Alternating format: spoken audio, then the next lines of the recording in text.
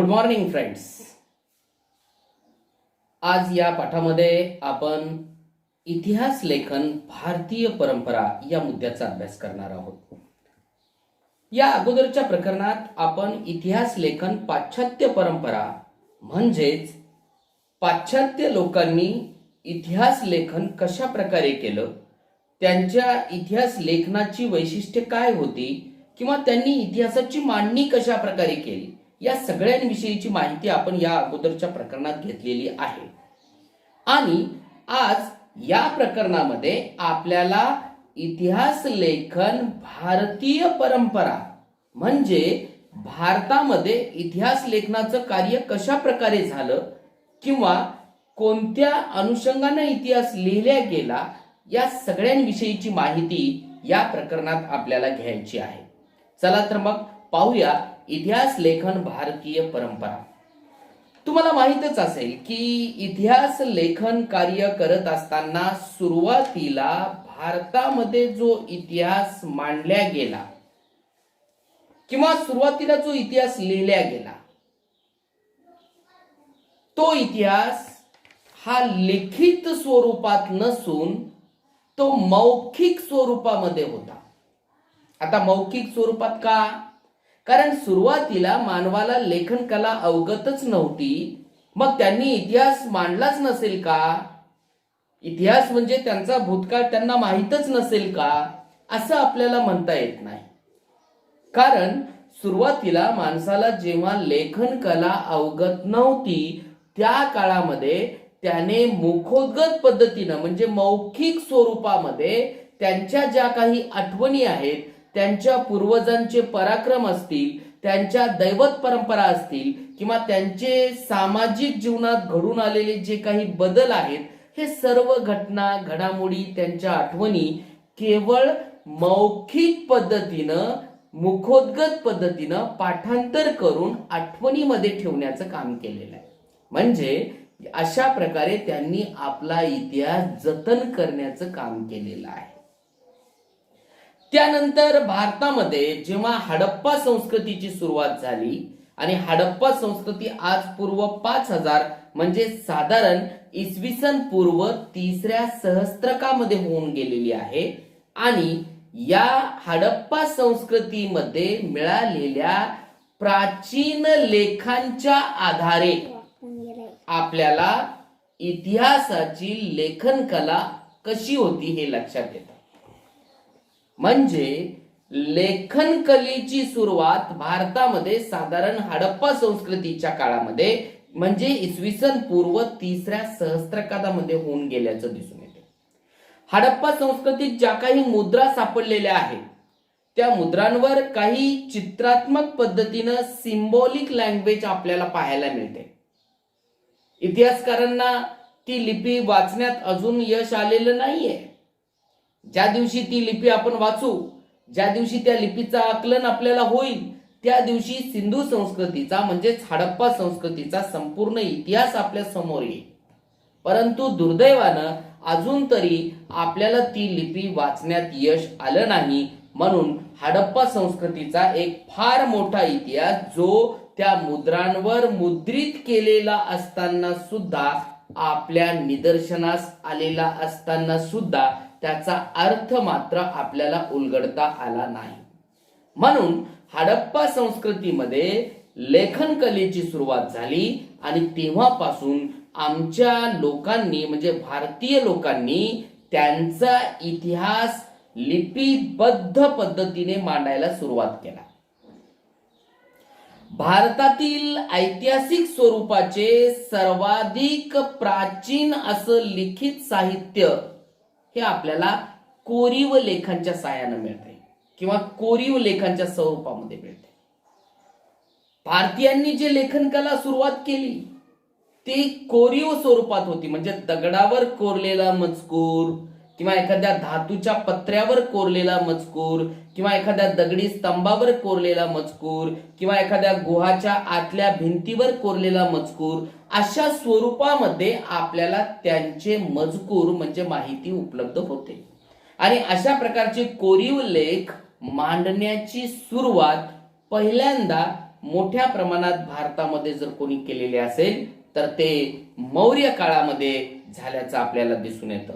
मौर्य काळामधील मौर्य सम्राट अशोकानं कोरीव लेख निर्माण करण्याची परंपरा सुरू केली आणि त्याने त्याच्या ज्या काही राजआज्ञा आहेत किंवा त्याला जनतेला जे काही सुचवायचं आहे किंवा त्याचा जो काही मेसेज जनतेपर्यंत पोहोचवायचा आहे त्यासाठी त्याने दगडावर माहिती कोरून ते दगड म्हणजेच शिलालेख किंवा स्तंभालेख हे एखाद्या प्रमुख नगराच्या मुख्य ठिकाणी त्यांना ठेवल्या जात असायचे आणि अशा प्रकारे इसवी सन पूर्व 3ऱ्या शतकापासून अशा प्रकारचे कोरीव लेख निर्माण करण्याची परंपरा मौर्य सम्राट अशोकाने केल्याचं आपल्याला दिसून येतं.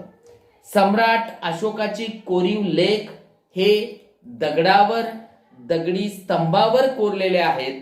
आपण ज्याला दगडावरली रेघ असं म्हणतो याचा अर्थ असा आहे की जे कधीही मिटत नाही किंवा ज्यात कोणताही बदल करता येत नाही अशा प्रकारचे कोरीव लेख या स्वरूपामध्ये आमच्या पूर्वजांनी म्हणजेच भारतीयांनी त्यांच्या आठवणी त्यांच्या स्मृती किंवा थोडक्यात त्यांचा इतिहास मांडून ठेवण्याचा प्रयत्न केलेला आहे.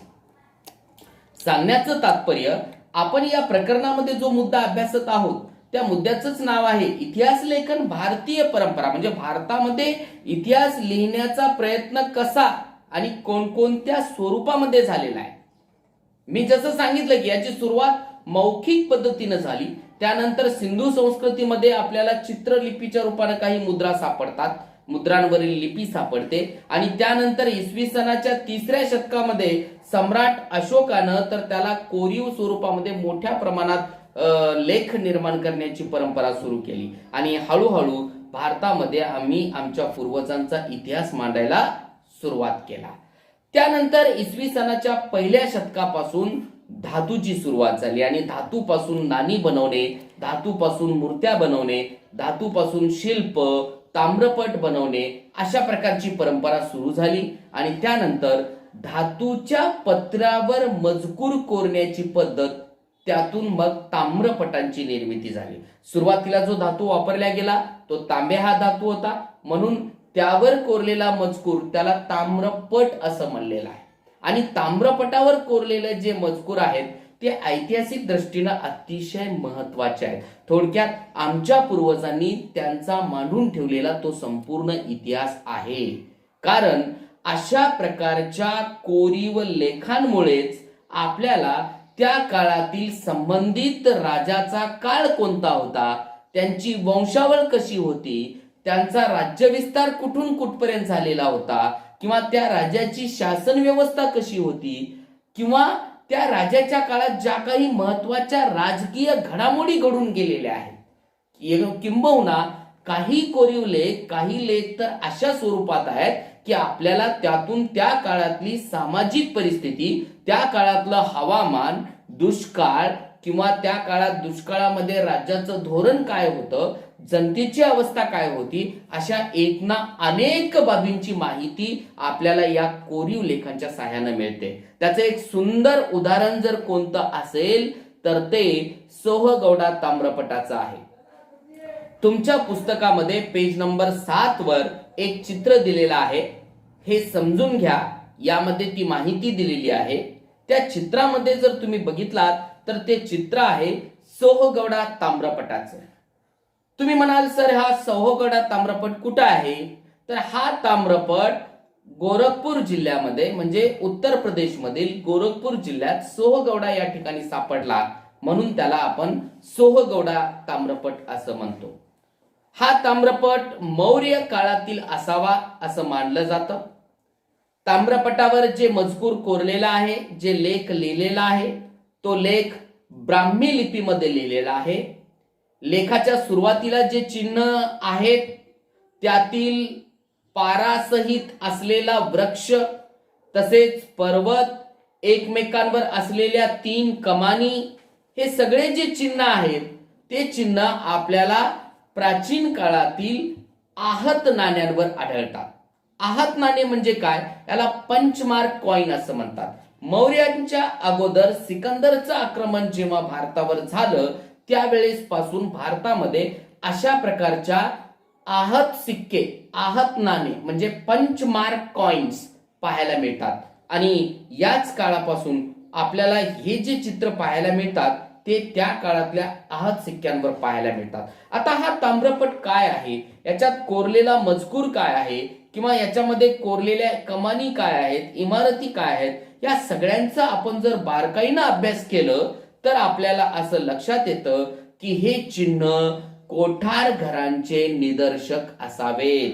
म्हणजे ह्या कमानी, हे इमारती, हे धान्य कोठार आहे. मग हे धान्य कोठार आणि त्याखाली कोरलेला मजकूर या ताम्रपटाचा अर्थ काय असावा, तर त्याचा अर्थ असा आहे की राजानं दुष्काळाच्या काळामध्ये घेतलेलं काळजीपूर्वक नियोजन आपल्याला या ताम्रपटातून कळतं. म्हणजे थोडक्यात त्या काळातील दुष्काळे आणि दुष्काळामध्ये राजाचं धोरण काय होतं या दोन्ही गोष्टींची कल्पना आपल्याला कुठून मिळते, या ताम्रपटातून मिळते. सांगण्याचं तात्पर्य या कोठार घरांमधील धान्य जपून वापरल्या जावं असा आदेश या लेखामध्ये राजानं दिलेला आहे.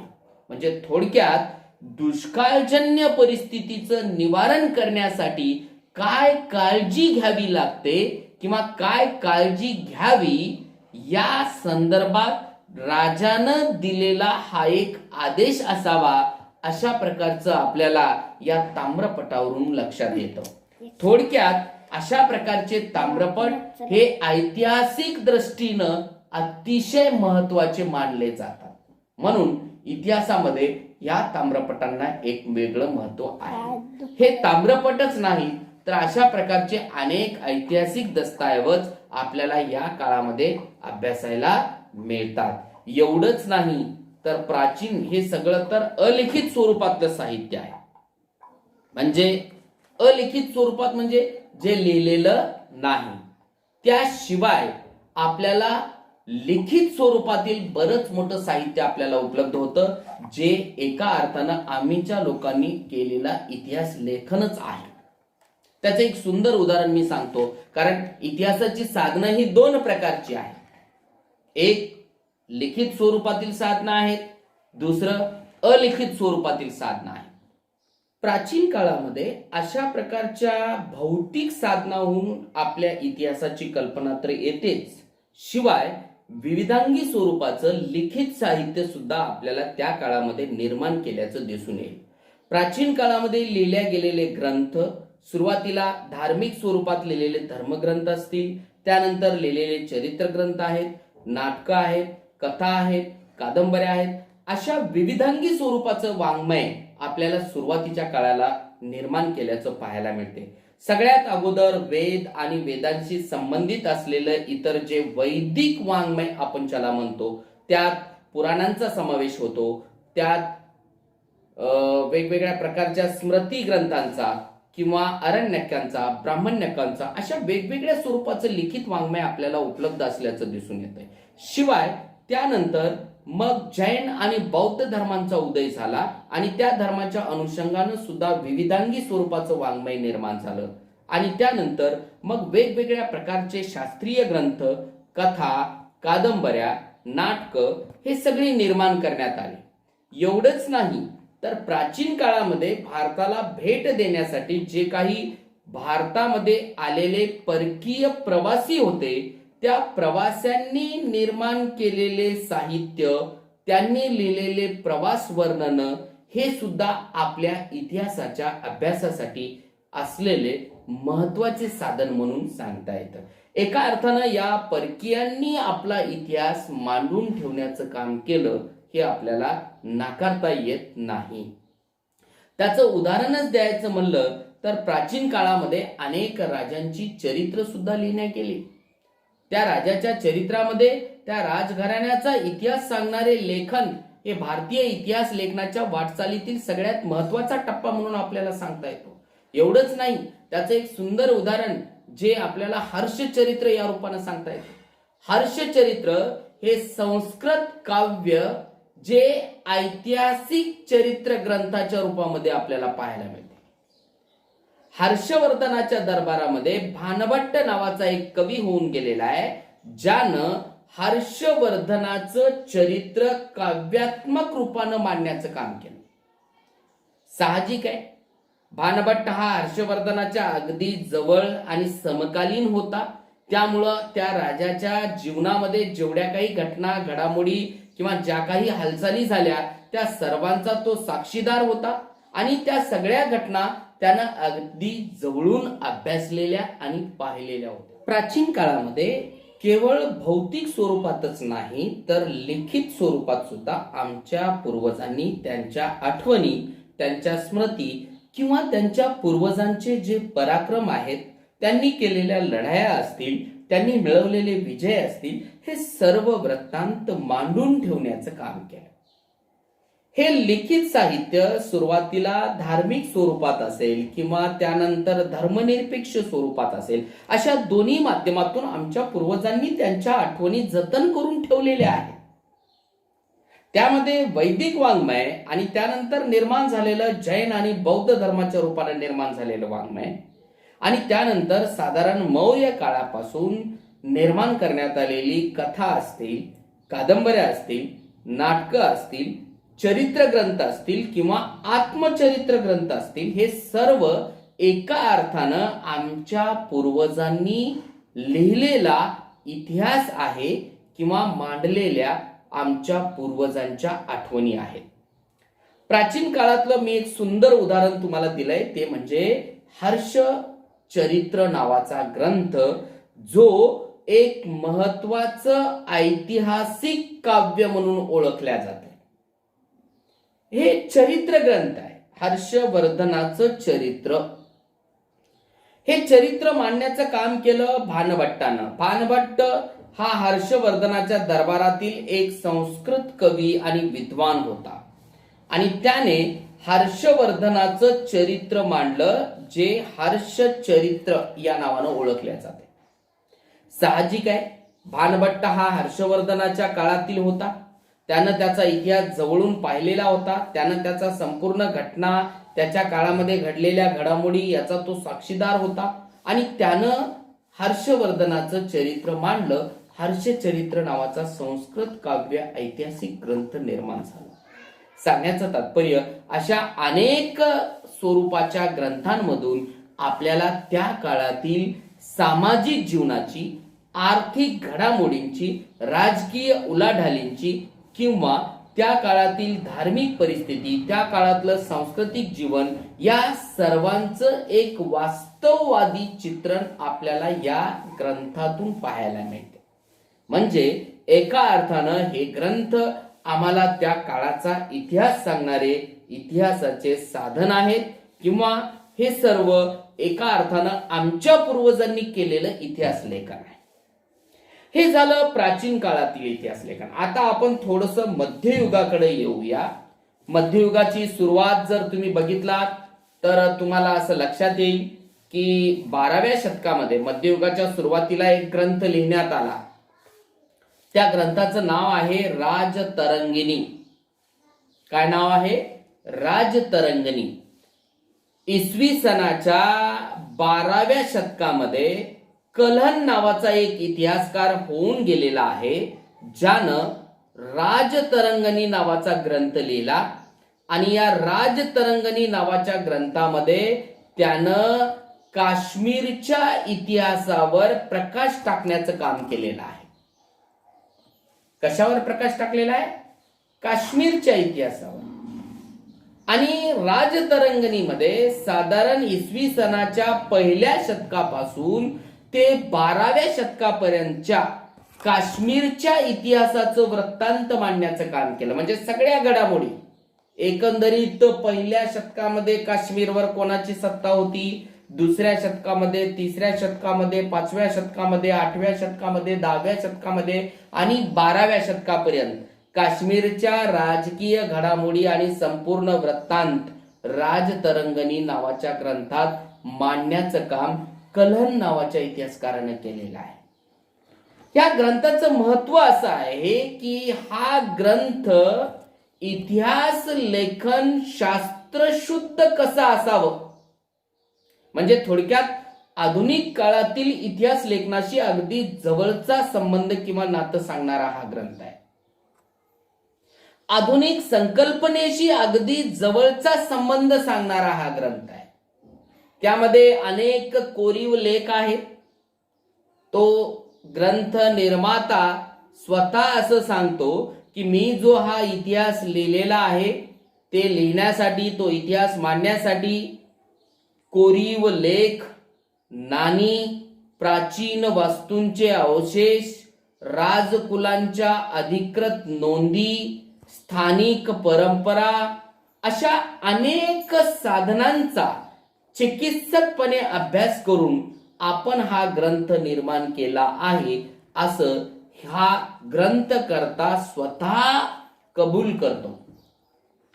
थोडक्यात आमच्या लोकांना इतिहास लेखनाची दृष्टी नव्हती किंवा आधुनिक स्वरूपाचं जे इतिहास लेखन आहे ते आमच्या लोकांनी केलं नाही असं जे इतिहासकार आमच्यावर ठपका ठेवतात किंवा जे इतिहासकार आमच्यावर अशी जी टीका करतात त्यांच्यासाठी राजतरंगणी हा एक सुंदर उदाहरण किंवा एक आदर्श आहे. आमच्यासाठी तो एक आदर्श आहे. कारण हा ग्रंथकर्ता स्वतः सांगतो की मी जी साधनं वापरली ते अस्सल प्राथमिक दर्जाची साधनं आहेत आणि या साधनांचा सुद्धा ग्रंथ निर्मात्यानं चिकित्सकपणे अभ्यास करून हा ग्रंथ साकारलेला आहे. याचा अर्थ आमच्या लोकांना ऐतिहासिक दृष्टी नव्हती असं म्हणणाऱ्यांसाठी हा ग्रंथ म्हणजे एक चांगलं उत्तर आहे. याच्यानंतर भारताच्या मध्ययुगाचा इतिहास जर आपण पाहिला तर भारताच्या संपूर्ण मध्ययुगामध्ये आपल्याला मुस्लिम राजवटींचा काळ पाहायला मिळतो. म्हणजे जेवढे काही राजकर्ते होऊन गेलेले आहेत ते सर्व राजकर्ते हे मुस्लिम राजकर्ते होऊन गेलेले आहेत. त्यामुळं साहजिक आहे की त्यांच्या दरबारी असणारे जे इतिहासकार आहेत ते सुद्धा बहुतांश मुस्लिम इतिहासकार होऊन गेलेले आहेत. आणि या सर्व मुस्लिम राजवटींच्या काळामध्ये त्यांची जी दरबारी भाषा आहे, ज्याला आपण प्रशासकीय भाषा म्हणतो, ही प्रशासकीय भाषा फारसी असल्यामुळं त्यांनी जे ग्रंथ निर्माण केलेले आहेत, त्यांनी जे ग्रंथ लिहिलेले आहेत ते सर्व ग्रंथ फारसी भाषेमध्ये लिहिलेले आहेत किंवा फारसी मधून या ग्रंथांची निर्मिती केली गेलेली आहे. इसवी सनाच्या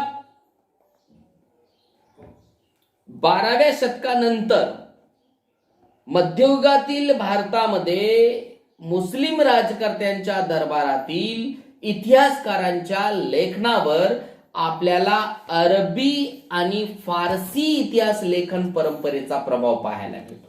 कारण जे लेखन करते होते ते सुद्धा मुस्लिमच होते आणि त्यांनी जे इतिहास लेखन केलं ते फारसी भाषेतून केलेलं आहे. याचं एक सुंदर उदाहरण मध्ययुगीन मुस्लिम इतिहासकारांमध्ये आपल्याला देता येईल ते म्हणजे जियाउद्दीन बर्नीचं. जियाउद्दीन बर्नीनं जे इतिहास लेखन केलेलं आहे, जियाउद्दीन बर्नी हा एक महत्वाचा इतिहासकार आहे ज्यानं तारीख ए फिरोजशाही नावाचा ग्रंथ लिहिला आणि त्या ग्रंथामध्ये त्यानं इतिहास लेखनाचा हेतू स्पष्ट केलेला आहे. त्याच्या मते इतिहासकाराचं कर्तव्य फक्त राजकर्त्याच्या पराक्रमाचं आणि त्याच्या कल्याणकारी धोरणांचं वर्णन करून संपत नाही, तर त्याच्या दोषांचं, त्याच्या चुकीच्या धोरणांचं किंवा त्यानं मिळवलेल्या विजयांचं जसं आपण वर्णन करतो त्याचप्रमाणे त्याच्या पराभवाचा उल्लेख सुद्धा आपण केला पाहिजे. त्यानं केलेल्या चांगल्या कामाचा, कल्याणकारी धोरणांचं जसं आपण वर्णन करतो तसंच त्यानं केलेल्या चुकीच्या कामांचं वर्णन सुद्धा केलं पाहिजे. म्हणजे जियाउद्दीन बर्नी हा स्वतः हे कबूल करतो की हा जरी फिरोजशाह तुगलकच्या दरबारामध्ये होता, तो त्याच्या दरबारी इतिहासकार असला तरी त्यानं जे इतिहास लेखन केलेलं आहे ते निपक्षपाती आहे. फिरोजशाह तुगलकचं जे काही कार्य आहे त्यानं ते मांडलंय आणि ते मांडत असताना त्यानं हे स्पष्ट केलंय की मी जे लिहितोय ते केवळ एका बाजूनं लिहित नाही, तर मी इतिहासाच्या दोन्ही बाजू, राजाच्या जीवनातल्या दोन्ही बाजू दाखवण्याचं काम करतोय. अशा प्रकारचं इतिहास लेखन म्हणजे थोडक्यात तो सांगतो की इतिहास लेखन कसं असावं, इतिहास लेखन करत असताना इतिहासकाराचं पहिलं कर्तव्य म्हणजे त्यानं कुठल्याही प्रकारचा पक्षपात करता कामा नाही हे त्यानं मांडण्याचं काम केलेलं आहे. आणि या संबंधित काळातील जे काही विद्वान व्यक्ती, अभ्यासक, साहित्यिक आणि संत यांचा सांस्कृतिक जीवनामधला जो काही प्रभाव आहे तोही आपल्याला लक्षात घेऊन त्यांनी मांडलेले जे काही घडामोडी, इतिहास, वृत्तांत आहे त्याचाही अभ्यास आपल्याला या अनुषंगानं करणं गरजेचं आहे. बर्नीच्या या विचारसरणीमुळे इतिहास लेखनाची व्याप्ती किती प्रचंड होती. आमच्या लोकांमध्ये ऐतिहासिक दृष्टिकोन, इतिहास लेखनाचा जो आधुनिक दृष्टिकोन आहे तो आधुनिक दृष्टिकोन नव्हता असं म्हणणाऱ्यांसाठी हे एक अतिशय सुंदर असं उदाहरण आहे. हे आपल्याला नाकारता येत नाही. एवढंच नाही तर मध्ययुगामध्ये अल्बेरोनी विविध ज्ञान शाखांमध्ये त्यानं केलेली कामगिरी, त्याच्यानंतर अनेक इतिहासकारांनी इतिहास मांडलेला आहे. मध्ययुगातल्या इतिहासकारांची जर नावं घ्यायची ठरवली तर एक लांब लचक अशी यादी निर्माण होईल. त्याच्यामध्ये आपल्याला प्रामुख्यानं ताजुल मासीर हे निजामीनं लिहिलेला ग्रंथ आहे. तुजुक ई तैमुरी हे तैमुरलंगनं लिहिलेला ग्रंथ आहे. याशिवाय याह्या बिन अहमद सरहिंदी यानं लिहिलेला तारीख ए मुबारकशाही नावाचा ग्रंथ आहे. एवढंच नाही तर अनेक परदेशातून आलेले जे काही इतिहासकार आहेत, लेखक आहेत, त्यांनी सुद्धा आमच्या देशाविषयीची भरपूर माहिती त्यांच्या प्रवास वर्णनामध्ये लिहून ठेवलेली आहे. त्याच्यात Ibn Battuta, Abdul Razzaq, Marco Polo, Niccolo Conti, Barbosa, Domingo Paes या सगळ्यांची नावं आपल्याला घेता येतील. हे सगळे परकीय प्रवासक, इतिहासकार ज्यांनी त्या त्या काळातला आमच्या देशाचा इतिहास मांडण्याचं काम केलं. एवढंच नाही, थोडंसं आपण पुढे गेलात मध्ययुगामध्ये जर तुम्ही पाहिलं तर मध्ययुगामध्ये मुघल राजवटीचा कालखंड आपल्याला पाहायला मिळतो. आणि मुघल राजवटींच्या काळामध्ये अनेक इतिहासकार ज्याच्यामध्ये आपल्याला त्यांची नावं घेता येतील ज्यांनी या देशाचा इतिहास मांडण्याचं काम केलेलं आहे. मोगल घराण्याचा जो संस्थापक आहे बाबर, यानं स्वतः आपलं एक आत्मचरित्र लिहिलेलं आहे, बाबरनामा किंवा तुजुक ई बाबरी असं आपण म्हणतो. तुर्की भाषेमध्ये लिहिलेलं हे एकमेव ग्रंथ आहे तुजुक ई बाबरी. या बाबरनामामध्ये त्यानं म्हणजेच बाबरनं भारतामध्ये मोगल घराण्याची सत्ता स्थापन करत असताना त्यानं ज्या काही लढाया केलेल्या आहेत, त्यानं जे मिळवलेले विजय आहेत, ह्या सगळ्यांचा वृत्तांत त्यानं मांडलाय. एवढंच नाही तर त्याने या ठिकाणी असलेलं जे भौगोलिक जीवन आहे, म्हणजे या ठिकाणचं हवामान, या ठिकाणची वनस्पती किंवा या ठिकाणचं स्थानिक अर्थव्यवस्था, रीतिरिवाज किंवा या सगळ्यांचं बारकाईनं निरीक्षण बाबरनं केलेलं आहे. कारण तो ज्या प्रांतातून आला त्यापेक्षा एक वेगळं वातावरण, एक वेगळं हवामान, एक वेगळं वनस्पती जीवन त्याला या प्रदेशामध्ये पाहायला मिळालं. आणि त्याचा परिणाम असा झाला की त्यानं हे सर्व वृत्तांत आपल्या आत्मचरित्रामध्ये नमूद केलेलं आहे. आणि त्याचं हे आत्मचरित्र म्हणजे एका अर्थानं मोगल काळाचा इतिहास, आपल्याला बाबरचा इतिहास आहे असं आपल्याला म्हणता येतं. म्हणजे हे एका अर्थानं बाबरनं केलेलं इतिहास लेखनच आहे. त्यानंतर सम्राट अकबराच्या काळामध्ये, ज्या काळाला आपण भारतातील एक समृद्धीचा काळ म्हणून ओळखतो, साहित्याच्या बाबतीत अतिशय विपुल अशा स्वरूपाचं साहित्य निर्मिती झालं, इतिहास लेखन झालं. आणि हे इतिहास लेखन उदाहरणार्थ अबुल फजल असेल, अबुल फैजी असतील, या सगळ्यांनी लिहिलेले जे ग्रंथ आहेत तेही इतिहासाच्या दृष्टीनं भारतीय लोकांनी केलेलं इतिहास लेखनच आहे. अबुल फजलनं अकबरनामा नावाचा एक ग्रंथ लिहिला. या ग्रंथामध्ये अबुल फजलनं इतिहासाची एक वेगळी मांडणी केली. अबुल फजलनं अकबरनामा जो ग्रंथ लिहिला, या ग्रंथाचं विशेष महत्व आपल्याला पाहायला मिळते. कारण या ग्रंथामध्ये अधिकृत नोंदींच्या आधारे ऐतिहासिक कागदपत्रांचं काळजीपूर्वक केलेलं संकलन आपल्याला पाहायला मिळतं. आणि त्यातील माहितीच्या विश्वासार्हतेची कसून केलेली छाननी ही अबुल फजलनं लिहिलेल्या इतिहास लेखनाचे एक वैशिष्ट्य आहे, त्याच्या इतिहासाच्या संशोधन पद्धतीचं हे एक वैशिष्ट्य आहे.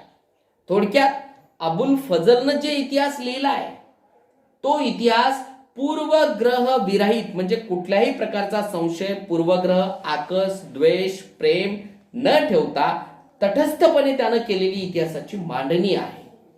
वास्तववादी अशा स्वरूपाचं केलेलं चित्रण आहे. वास्तव म्हणजे काय? जे जसं आहे तसं, जे सत्य जसं आहे त्या स्वरूपात त्यानं मांडण्याचं काम केलं. म्हणून मध्ययुगामध्ये मोगल राजवटीच्या काळात बाबरनामा आणि अकबरनामा या दोन ग्रंथांचा उल्लेख, आईन ए अकबरी आपण ज्याला म्हणतो, या ग्रंथाचा उल्लेख केल्याशिवाय आपल्याला पुढे जाता येत नाही. ह्याच्याशिवाय मध्ययुगामध्ये शेवटचा जो टप्पा आहे तो मराठा कालखंडाचा काळ आहे. या कालखंडामध्ये बखर हा एक ऐतिहासिक साहित्यातला महत्वाचा प्रकार आपल्याला पाहायला मिळतो. बखर वाङ्मयांमध्ये त्या काळामधल्या शूरवीरांचं गुणगान, ऐतिहासिक घडामोडी, लढाया, थोर पुरुषांची चरित्र याविषयींचं लेखन आपल्याला पाहायला मिळते. मराठी भाषेमध्ये विविध प्रकारच्या बखरी उपलब्ध झालेल्या आहेत. त्याच्यामध्ये तुम्ही जर बघितलात तर बखरीमध्ये चरित्रात्मक बखर आहे, म्हणजे एखाद्या राजाचं चरित्र सांगणारी ती बखर आहे. वंशचरित्रात्मक आहेत, म्हणजे वंशावळी सांगणारी चरित्रात्मक बखर आहेत. प्रसंग वर्णनात्मक आहेत, म्हणजे एखाद्या घटनाचं वर्णन करणाऱ्या बखरी आहेत. पंथीय आहेत, म्हणजे एखाद्या पंथाच्या आहेत. आत्मचरित्रपर आहेत, कैफियत आहेत, पौराणिक आहेत, राजनीतीपर आहेत. अशा वेगवेगळ्या प्रकारच्या बखरी या काळामध्ये लिहिल्या गेल्या. त्याचं एक सुंदर उदाहरण म्हणजे आपल्याला मराठी भाषेमध्ये लिहिलेलं बखरींचं एक सभासद बखरीचा उल्लेख पहिल्यांदा करावा लागेल. छत्रपती राजाराम महाराजांच्या कारकिर्दीमध्ये कृष्णाजी अनंत सभासद नावाच्या व्यक्तीनं सभासद बखर म्हणून निर्माण केलेली आहे, जी छत्रपती शिवाजी महाराजांच्या कारकिर्दीवर प्रकाश टाकणारा सगळ्यात महत्वाचा ग्रंथ म्हणून सांगला जातो.